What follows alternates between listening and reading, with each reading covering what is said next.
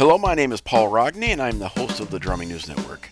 In recent years, handcrafted cymbals seem to be a growing market. Rob Cook of Rebeats, author and creator of the Chicago Drum Show, believes that handcrafted cymbals are the next frontier, much like the interest in custom drum manufacturing that took place in the early 1990s. May 20th and 21st of this year at the Chicago Drum Show, you will be able to meet and experience presentations on cymbal making from each of these cymbal craftsmen, and on the 21st, a panel of all the craftsmen together. These series of interviews that I am doing are literally a discovery as it happens. I purposely did not do I hardly did any research on each of these cymbal smiths ahead of time. I've custom built drums and my own drum hardware, but the idea of cymbal crafting is something that seems part voodoo, craftsmanship, and passion. Three things that I have no interest in when it comes to actually creating a cymbal. In each of these interviews, we get to see each of their own personalities, and like a true artist, even with similar approaches, their outcomes are completely different. On this episode, I speak with Dave Collingwood of Collingwood Cymbals. Cymbal making for Dave is a passion and an obsession. He challenges himself with finding new techniques and uncover new processes, and with more and more people showing their interest in the craft, he's decided to pass on his knowledge by teaching others how to find their own way through the ever-branching pathways of knowledge. This concludes our series of interviews. It's going to be another great one, so let's get started. Dave, welcome to this episode. I appreciate you making the time to talk with me today about cymbal making. How are you doing? Yeah, I'm doing good, thanks. Yeah, it's late on a Sunday evening, but I'm in doing some work and training some people. So yeah, all good. And thanks for inviting me. Nice to meet you. Of course, it's exciting, and you know this is in support of the Chicago Drum Show cymbal panel that's going to be coming up. We'll talk a little bit more about that later on. But you kind of leaped right into the training part, and I guess I want to lead off with this first question: how big is the cymbal making movement today, in your opinion?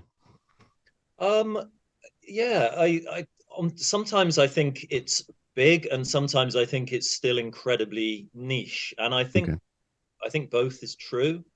So, I mean, when I started cymbal making, I'd say there were probably like fewer than maybe 10 people doing it independently, or at least who were kind of shouting about it. And now, Mm-hmm.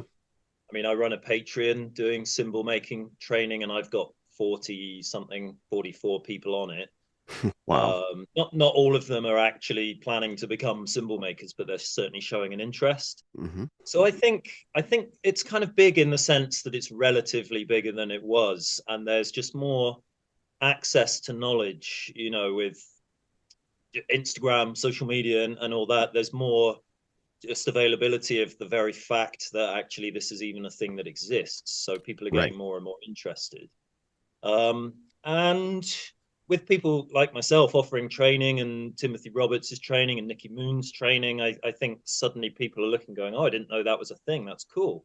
Some people come to it. I just trained a guy today to make a 16-inch crash cymbal, and Okay. he's not looking to set up as a cymbal smith, but at the Mm-hmm. same time, he's now aware that this is possible, and this is how it's done. So I think there is a movement, and I don't know if the major brands are at all watching or worried or whatever, but it's not really about that. But I think what you'll find, I can't speak for anyone else, but what I certainly find is among the cymbal makers who are now up and coming and establishing themselves, there's a real togetherness and a an ability and an openness to share and to help each other. And yeah, I just think that's growing as an attractive thing that people can do. It's Mm-hmm. people love the idea that they can make their own cymbals, and it's cool, it looks good, it sounds good.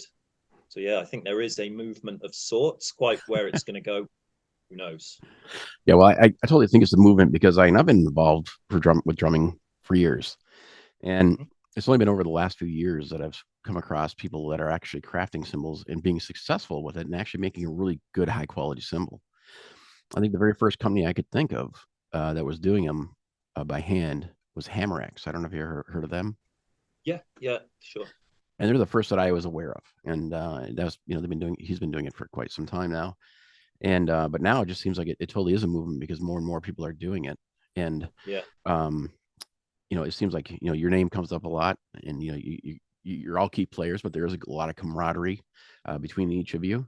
So that's why I consider it kind of more of a movement, and I think it's just going to be growing in time.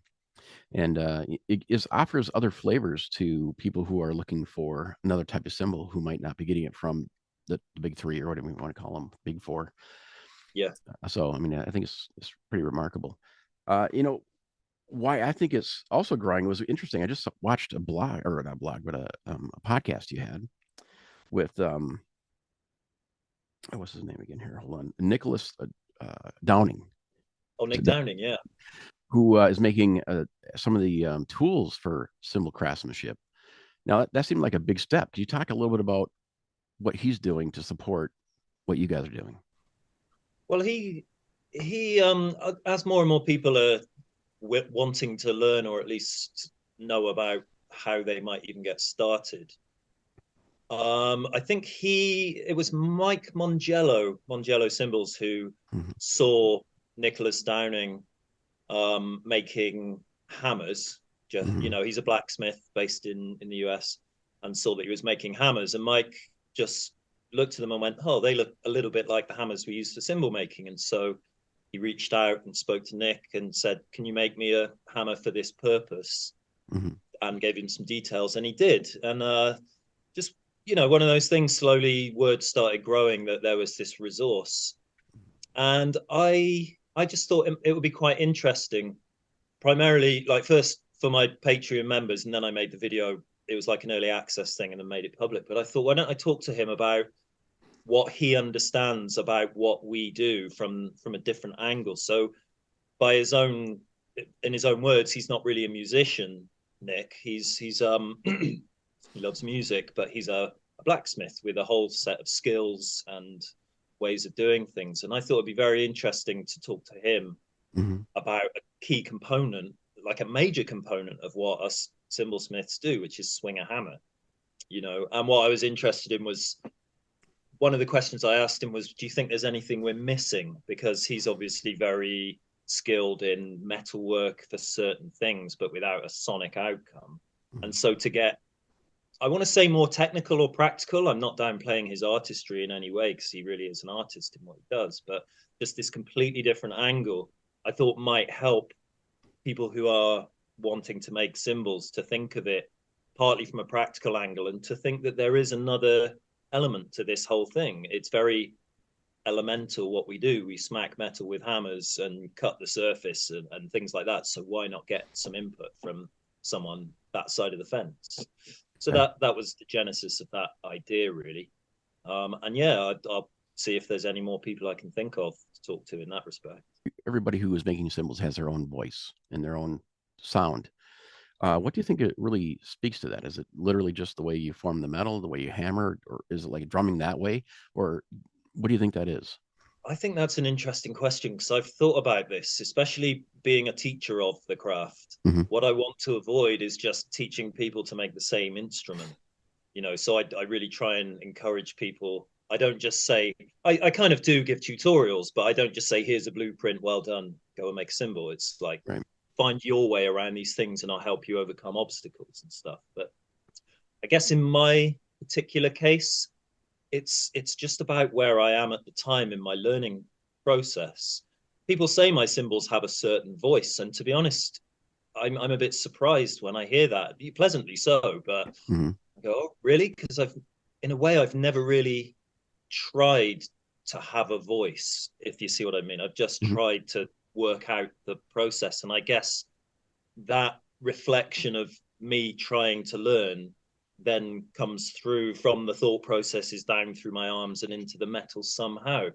But I think it's a very unquantifiable thing. So myself, I'll be at a certain point of learning and maybe experimenting. Maybe I'll be tired one day, or, you know, I might be in a phase where I always enjoy cymbal making, but I'm stuck on something, you know, and I think that will just add an ingredient to the mix, to the voice, and then that becomes baked in. And then when I solve that problem, that solution sort of surrounds it and grows as the voice. So I don't know if that sounds a bit pretentious, but not at all. I suppose it's just a reflection of the process going on inside. Because, again, not speaking for anyone else, but I know several of the others agree with me, it's a constantly evolving process of learning and trying and frustration and elation and everything. So I guess it's no surprise that that comes through in the what you physically build in front of you. And of course, what you physically build in terms of a cymbal, when someone else comes and hits it, that expresses itself to the universe, you know. Completely. It makes me, again, it's like the same approach of drumming. You can have one drummer play 10 different companies and it still sounds like the same drummer because it's their signature. But what I guess the thing that comes to my mind is that a lot of cymbal makers are talking about having apprentices right now. Now, are you able to define your sound and your offering between apprentices so you can reproduce your sounds exclusively? Or how's that part controlled? I don't know. Okay. It's the quick answer. I've toyed with that idea before. For some reasons I just have never really got there. Partly I quite like working alone, and because it is for me a very internal quest, I suppose, in a way, to just keep learning. I kind of don't feel I can sit someone else down and give them my 10 years of experience to take them to the same point, which is why I enjoy teaching so much. And actually going, right, you develop your voice and then you become part of this community. So in terms of taking on apprentices, I think the thing with cymbal making, which I've talked about on previous podcasts and interviews, is I don't want to step on any toes, but I think there has been and still is to some degree this element of smoke and mirrors and mystique and that kind of angle to it. And I don't want to take away from that. It's a very fine craft. I respect everyone's approach and everything. But I also think, like I said before, it's elemental. When you break it down, there is something to be said for the fact that we're literally throwing hammers at metal, and to maybe not get too precious about things. And if you're kind of true with your process, you'll have a unique voice, which comes across as a nice sound from a cymbal. So I think there are certain elements, like, again, with the teaching, I can say what I tend to do is go, look, I'll do a bit of the cymbal. There's lots of different ways to make a cymbal, but the way I do it with my students, I'll do like a quarter of the surface and then they'll copy. And then I'll, kind of go on that way. And we'll talk about the results after the fact. You need to do it and see it happen, and then talk about why these things are happening and how that translates to something sonic. So I think there are certain things that can be shown to that end. So I mean, I guess I'm not really getting to much of a point here, but I think sometimes some of it is pretty simple. And again, I'm not meaning to downplay the artistry of this. Oh no, not at all. But you can go, this is a method. So I've developed a method recently and I show people that method. And I suppose that tends to end up in a certain place. But yeah, as far as apprenticeships and stuff goes, then you're into the whole idea of, are you making lines of replicable cymbals, or are you doing one-offs, or a bit of both? And what are your parameters? So in my normal way, I haven't really answered your question. I've just sort of posed another one in a way, which is like, what are we actually going for, and how close? You can go down to a music store and play 6, 7 of the same, exactly the same cymbal, like a 20-inch whatever brand line cymbal, and they'll all sound a little bit different. So I think when it comes to hand-hammered artisan stuff, those differences are probably going to be bigger, maybe. I don't know. I'm questioning myself now. You'll get used to this. It's question my whole process and my whole approach a lot. No, see, I think that's what makes a true artist, though. I mean, you're creating something that people are attracted to, and you're still trying to figure out what your craft is actually going to be and what it's about. Yeah. But ultimately, you're just creating pieces of art, instruments, and tonality. So I think, I totally get what you're saying, and I think what you're saying makes a lot of sense to me, as somebody else who creates different things. The other question I have is, with your cymbals, what do you have on your website? Are they one-offs, or can you, like, on your cymbal offering page, I see a pair of hi-hats. Could I order that same set of hi-hats at any point? No, they're all one-off. Okay. I have toyed with the idea of doing lines of cymbals, and every so often I reach a point where I feel like I know what I'm doing, but then just purely in my nature, I'll do something different just to screw with it, and then I'll be set off on this new path and go, oh no, something else to figure out. And it's almost like what I made before doesn't make sense to me anymore. Okay. Yeah, it's a hard one, really. Then you got the whole kind of angle of, in a business sense, it's probably wise to offer something replicable. I did one recently called the quarter note crash. Okay. I just called it that because it was short and sharp. And I thought, well, we're dealing with music, and cymbals never really seem to have a kind of musical name in a technical kind of sense, whatever that means. So I just thought I'll call it the quarter note because it's short and quick and whatever. Mm-hmm. And then someone actually said, could you make me one as well, please? And I went, yeah, sure, of course I can. But secretly in my head, I was going, no idea. I don't know if I can. But thankfully I made it, and I did. I repeated it almost perfectly. So now I'm going, well, maybe I could offer those. But at the same time, I'm busy chasing new problems I've given myself so I can progress. So Well, what I think is interesting about these cymbals is that you define each half of the cymbal with a gram weight, and then instead of making a 14 or a 15 inch, you went 14 and 3/4 of an inch. So how did that happen, by accident, or is that something that when you made it a little bit bigger, you're kind of like, you like the sound of it? I mean, I would have ordered 15-inch blanks, and then I start hammering and lathing and making the things, and I'll just go in and trim the edge because the blanks come in very ragged and maybe slightly out of round and everything. So they always need at least smoothing, if not trimming. Okay. Most of my cymbals you'll see are like 21 and a half or 20 and 3/4, simply because I look at what I'm making and I make a judgment call on where the best, kindest place to the metal to trim the edge off is. I don't think about the size at all. It doesn't really bother me, and it happens to work. No, you also offer an unhammered clap stack. They kind of look like kind of almost potato chipped, layered, 11, 13, and 15. Can you tell me a little bit about that? Yeah, well, I'm far from the first person to do clap stacks, and there's debate raging online about who gets credit, and I'm not really interested in all those debates and stuff. I'm happy to say that it's been done before, and I'm offering my take on it. That's fine, but I was commissioned to do a clap stack for someone here in Bristol, and so I said, yeah, cool, I'll do it, and I started hammering the material. And then I thought about it, and I thought, I know a different way of doing this, because you're right, they've got that taco Pringles kind of stacked shape to them.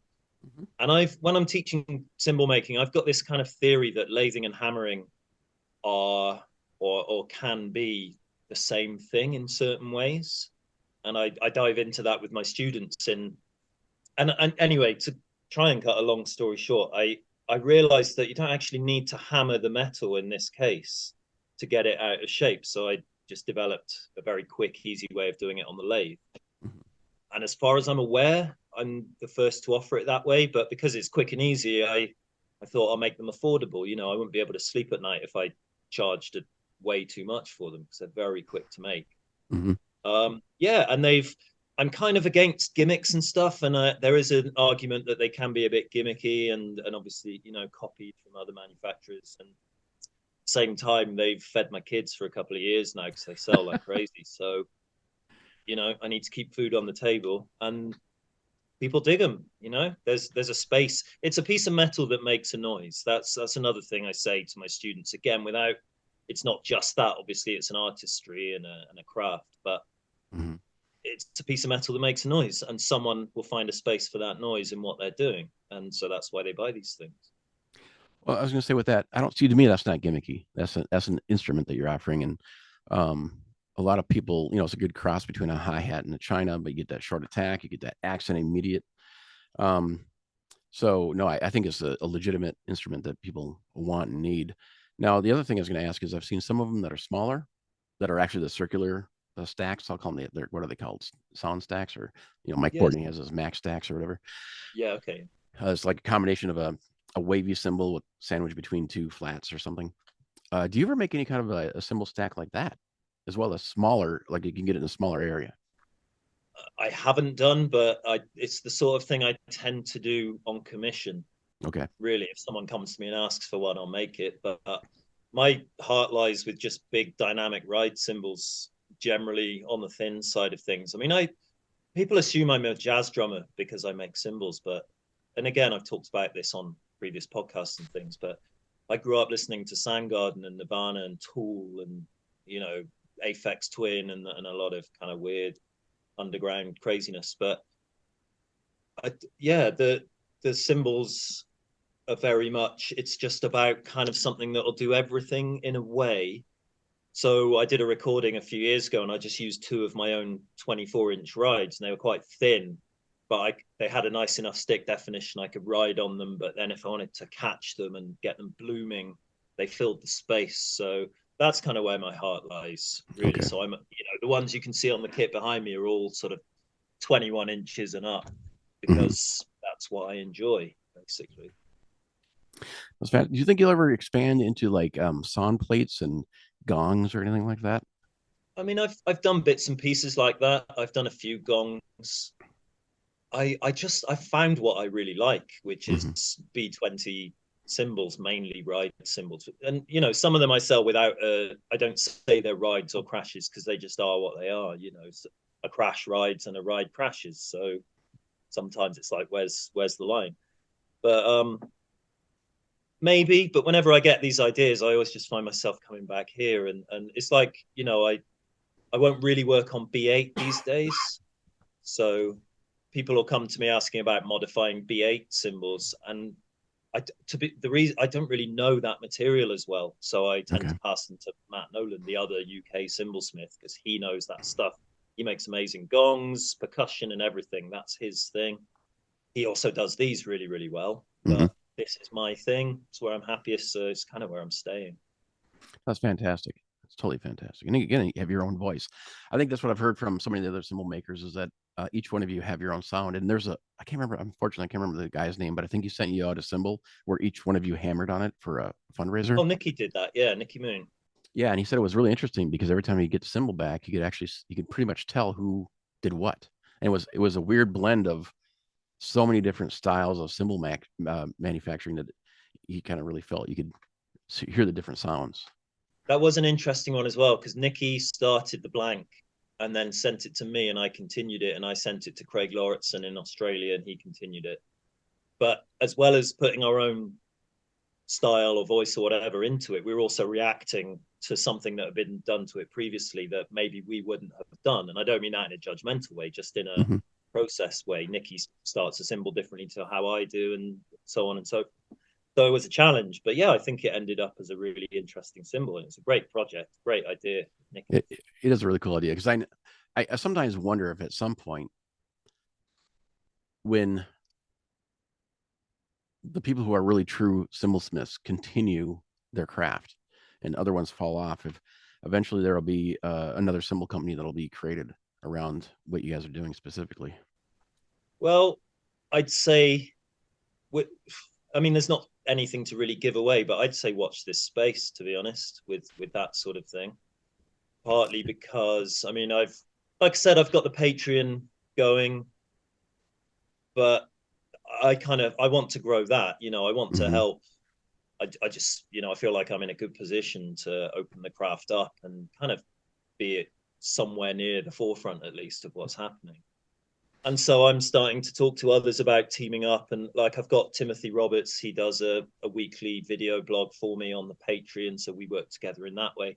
And I think, like you say, with it being a movement, I think inevitably something will happen where there's either some joining of forces or something new that comes. I'd say it's either that or the majors just come along and blow us out the water by going, hey, we're introducing an artisan line, and they sort of take it away from us if they care about what we're doing. So I think there's something's coming, and I think the movement is a change, and it's kind of a reaction to a change, but it's also driving the change. So it's changing is all I can get to, really. Right. Yeah. I think the big three, I think the big companies, even if they try to mimic what you guys are doing, they really couldn't, because you guys are offering something so specialized for the people who want that unique, one of a kind sound that really defines their playing. So Yeah. I think you're safe. Okay, cool. Again, I'll quote you on that. Yeah, there you go. You can base your whole future on that. So that question, let's just quickly go back. What got you into drumming and the interest in cymbals and drums in general? Like how young were you and who were your first inspirations? So drumming itself, I guess I was about 14, so not that early, not that Hmm. late. And really, it was my neighbor who he was the sort of kid his parents would encourage him to, if he showed an interest, they'd buy him all the stuff around whatever he went through, like ice hockey and model Hmm. building and stuff. And then one of them was the drums. So they bought him a drum kit. And I used to hear him playing from a couple of doors. He was 2 doors down from me. Okay. And for like the first time in my life, I latched onto something and went, that resonates. That's something I've got to do. So I used to practice on his kit and just Okay. had I just naturally picked it up. I've never had a lesson and I just really enjoyed playing. So I took it from there. Um, Influences, I guess, like I said, there was Soundgarden, like Matt Cameron's drumming, I was really and still am very much into, and Hmm. Nirvana, Dave Grohl, that sort of thing. But I was also listening to certain eras, not everything, but like kind of 70s King Crimson. So listening to a lot of Bill Bruford and Okay. Yes and things. I go and buy a lot of the secondhand prog records and listen to that. So that really kind of drove me. And I suppose in that, especially with say Matt Cameron and prog stuff, there's a lot of time signature, and so that got me really interested in kind of messing with things but trying to keep it musical at the same time. So Okay. that informed a lot of my playing. Um, and into the cymbals specifically, there's a band called Slint, and they did an album called Spiderland. And the first time I heard that, completely changed my life Okay. for various like amazing record. But the drumming, that's really where my absolute interest in cymbals came from. Partly because the record's so well produced, the cymbals sound beautiful, but primarily it's the drummer, the way he plays them was very eye-opening to me. It's very Hmm. simple, unshowy, but extremely sensitive and raw. Some pin drop quiet, and then just absolutely wailing on the things. So that really kind of drove me to realize what can be done with a good cymbal. And once I started making them, to kind of chase this dynamism Hmm. that can be had even through like absolutely roaring rock metal music, still having a nice expressive cymbal. Okay. So those are my main things, I guess. Do you remember what his name is by chance? The drummer Yeah. in Slint, Britt Walford. Well, okay. Yeah, incredible drummer. Let's check that guy out. Yeah, it's very kind of subtle what he does, but I'd never heard such sensitive playing. Okay. And some of that record is just so heavy. So having such sensitivity and such a kind of slightly unsettling, dark setting Hmm. really just piqued my interest. So after that era or that phase, who are some additional drummers that fed your passion about drumming and maybe even to drummers today that you think that kind of inspire you? Well, I think one that comes to mind is a guy called Charles Hayward, who was in a band called This Heat, and they Okay. were they were sort of late 70s, early 80s post punk sort of thing, but years and years ahead of their time. They're quite obscure, and they still are, I suppose. But over time, the records they did really caught on, and people started realizing where a lot of other post punk and interesting new wavy sort of stuff got their ideas from. But Okay. he's got an incredible way with phrasing and breaking up what seems like simple passages and just moving to like a tom instead of a snare, but in these not mathematical but oddly structured ways. And that kind of opened up rhythmic stuff to me. I'd say Okay. again, like Aphex Twin and Ortega and electronic artists, sometimes I think their drum programming, it's programming admittedly, but the way the rhythms they structure and the composition is just incredible. So that feeds my thought towards actually structuring and phrasing on the acoustic kit.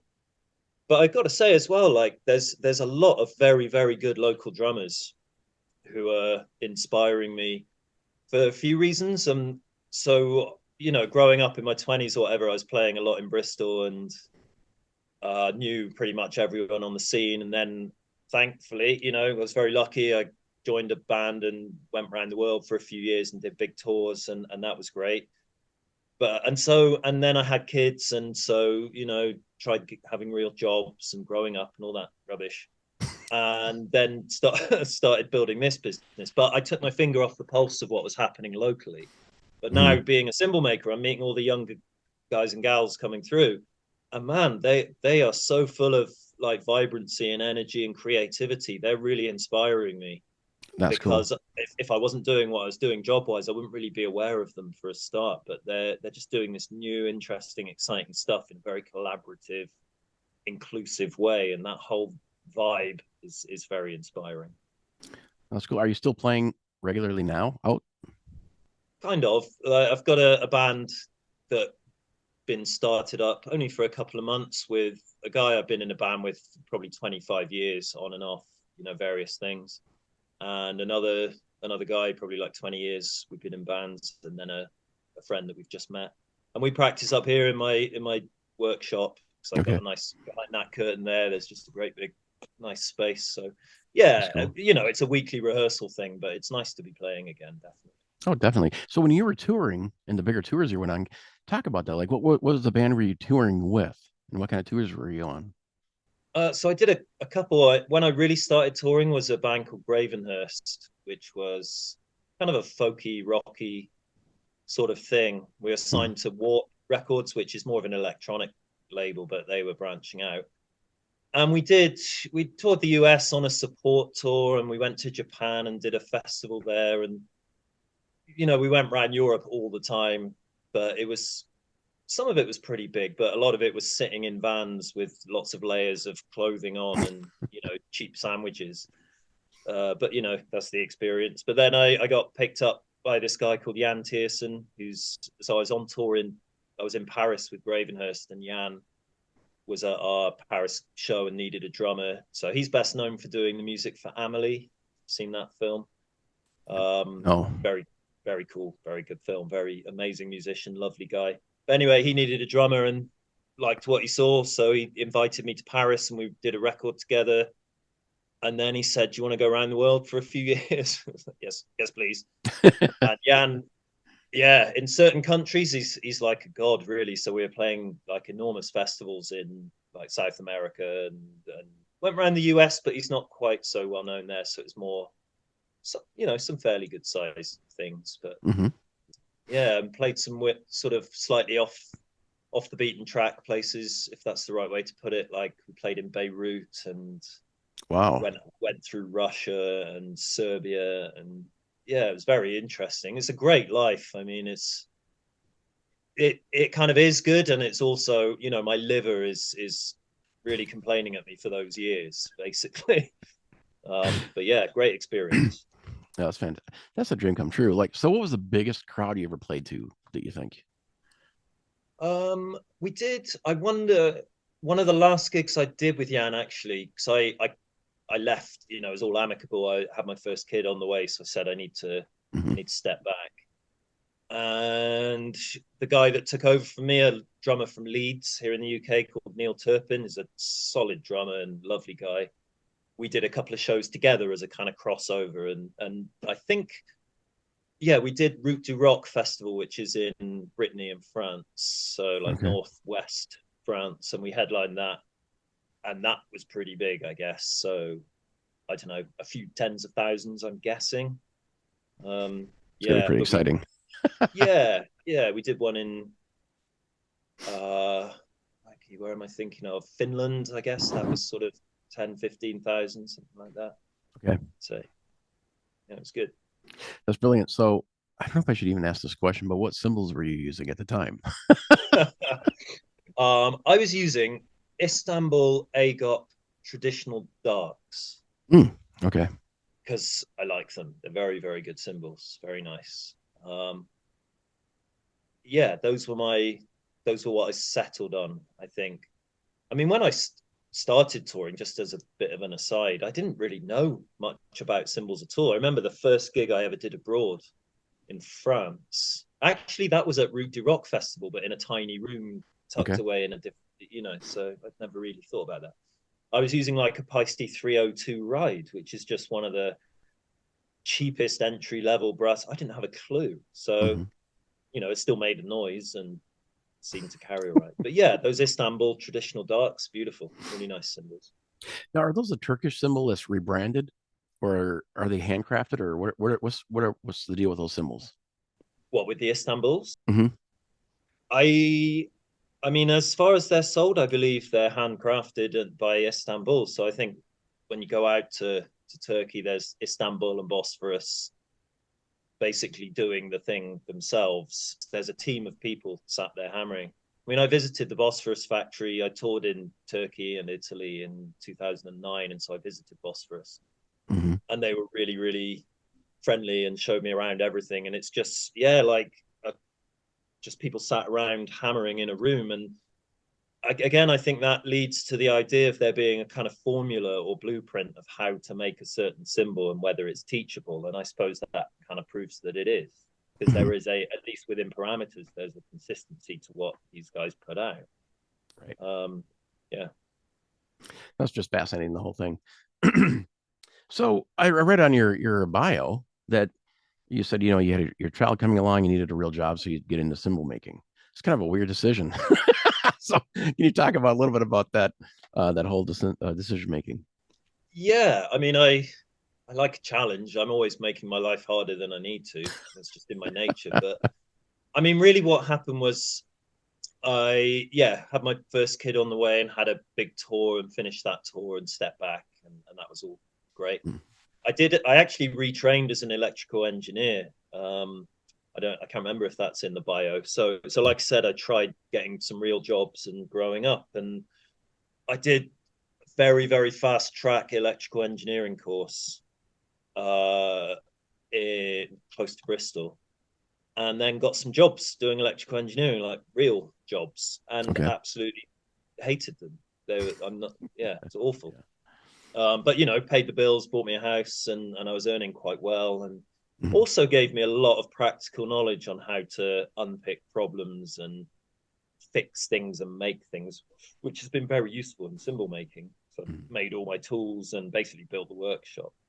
But yeah, I was made redundant from one of my jobs not long after getting it, and I'd already started tinkering with cymbals. So it wasn't really that I stopped and went, I'm going to build a cymbal business. I just wanted to do it and Mhm.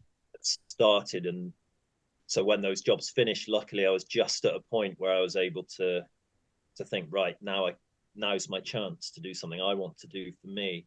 At what point, when you got into it, did you become independent enough to be able to afford to have your own business and not have to take a job?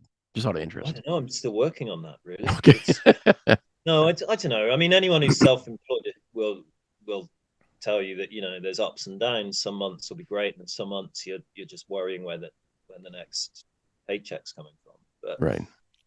I'd um I'd say I don't know, maybe 3, 4, 5 years ago, perhaps. But it's been difficult. Hmm. It really has. But I'm quite once I get an idea, I need to see it through. I sort of can't give up on it. So I've just made it work. And yeah, it's been extremely difficult. Lots of different difficult circumstances globally, of course, that Yeah. we've all been through, and some personal things, and we all have that to deal with. But yeah, a few years ago, before this workshop, I was at a smaller place, and the rent was pretty affordable on it. The circumstances allowed me to build something and get to a point where I could come to this workshop. And it's always a kind of building and trying to do other things. But yeah, for Hmm. a few years I've lived okay off it and really enjoyed it. I mean, from the outside in and looking at where you're at now, it seemed like it was a very um, natural process. But at the same time, I know you said it's been difficult, and I can only imagine how difficult it's been because it's not easy to get the word out about an individual instrument. You can't really go to retail stores because not many of them will stock unique, one of a kind instruments, and a lot of them aren't doing not layaway, but what they call it. Um, you put the item there, and then you get a percentage of it, split Yeah, percentages of sale, yeah, yeah.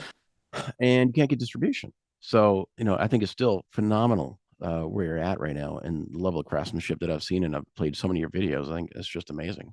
I think it's really cool. You're starting to share all that stuff too. It's really, Thanks, I really neat. appreciate that. So, what do you think is the next natural evolution for cymbal craftsmen, and I'll call it, like I said, the movement? It's a good question. I mean, it's hard to know because we're all just, I think most of us would say we're still learning, in the sense that we're always trying to raise our game and just unpicking, and it's fun. It's a really interesting craft and job to do. So I think partly is just continuing and seeing where it goes. That's part of what I like about it, is that I don't, maybe this just says more about me and how I should be planning better, but I don't necessarily have a plan other than following my nose, and so far that's going in a good direction. And I think we're all just trying to enjoy it and trying to leave it a bit alive and open as well. But then I think what you might find is, like you said, more of a kind of hub, as more of us are cropping up, of people coming together and actually projecting something whole. But then, of course, most of the indies, by definition, are just like one person hammering a cymbal. But you know, you've got people training up other people, and businesses will grow. So I think there's going to be teething issues in how we all work together, in a way, not in a bad way, but just you know, pricing and projection and branding and everything. You've got some fairly strong personalities at play, but the nice thing about it is we're sort of cool with each other's different strengths, you know. So again, not particularly answering your question, because I don't really know. No, is the honest answer. It was literally kind of one of those questions to open up just kind of like discussion, because there's, you can't put your finger on the pulse, and things are changing so much in our world right now. Yeah. And Sure. you know, availability of materials. I mean, I've kind of asked everybody the same question. I mean, how much has the cost in precious metals, import tax, the cost of materials going up, how much has it really impacted you? How much have you seen an increase in raw material cost in, like, let's say, the last year? Quite a lot, Mm-hmm. really, is the simple answer. Yeah, it's definitely gone up. My supplier is incredibly friendly and very easy to work with, and they've always been very sort of sorry, but this has to happen. But it's, you know, below me here, there's a furniture making workshop, and I talk to those guys, and they're bringing in wood and steel and stuff, and the price of everything is just like tripled or something, and not in every case, but yeah, it's wild. But there we go. Well, aluminum went up 7 times in cost, at least here in the United States. And Right. then precious metal taxes, you know, they fluctuate so much every day. Yeah. That it just depends on what day you're coming in. You're not going to know your price until you actually pay for it, you know. And I then, know. Yeah, it's, you got to stay on your toes. But I've had the added pressure of Brexit as well over here. can you explain a little bit about that whole thing? I don't understand it even. I've heard tons of news on it, but it doesn't make sense. No, it doesn't make sense. None of it makes sense. It's a very divisive issue. Literally, it was Mm-hmm. a divisive call, but it's ugly. It's, in my opinion, the whole thing has been ugly, pointless, and messy, and just kind of dug into some deep-seated nastiness around, and really taken advantage of. Oh, I really, I just don't want to get too far into it, because I just see nothing positive about it whatsoever. I was very firmly against it, and still am. Well, I read. Oh, sorry. Go ahead. No, I was just gonna say, like, it's personally, and you know, I'm just one person. It's not like boohoo, poor me, but I lost, and there are other reasons for this. You know, Mm-hmm. I'm not just blaming Brexit, but I lost a lot of my custom as a result of Brexit shipping to Europe. Suddenly there was so much more red tape and cost for the customer that a lot of them were emailing me saying, normally I'd just buy this in a flash, but sorry, I can't because of the extras. So I lost a lot of that.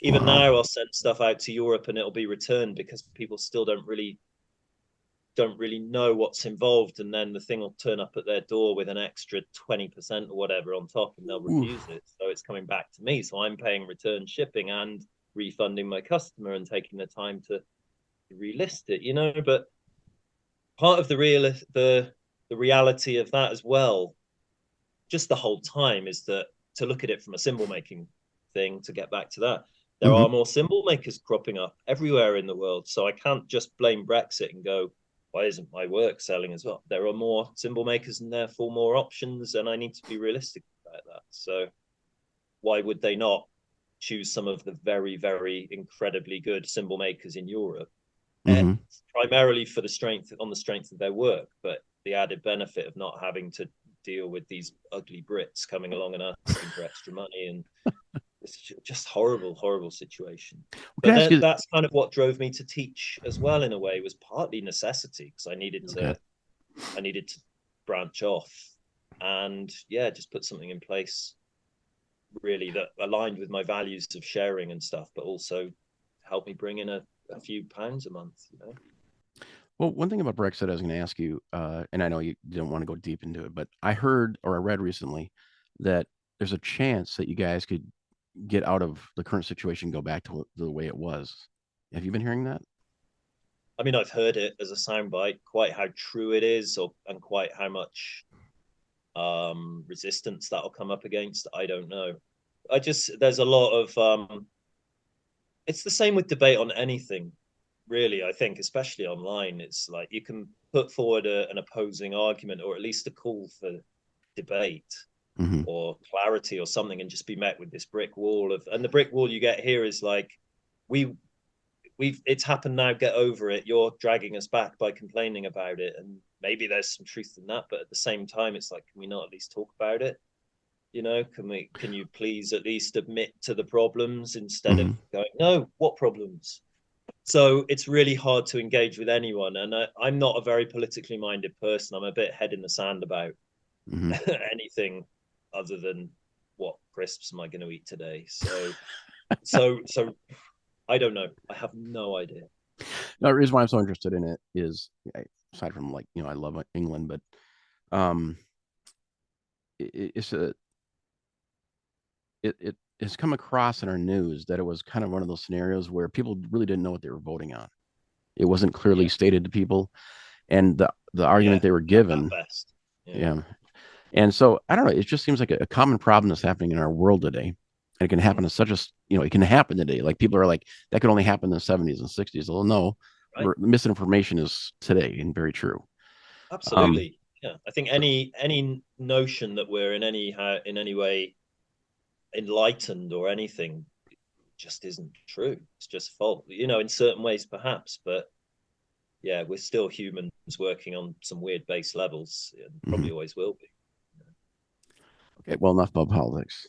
Let's move on to cymbals. Sorry, I drug you there, and I apologize. So you told me not to go there, but don't worry about it.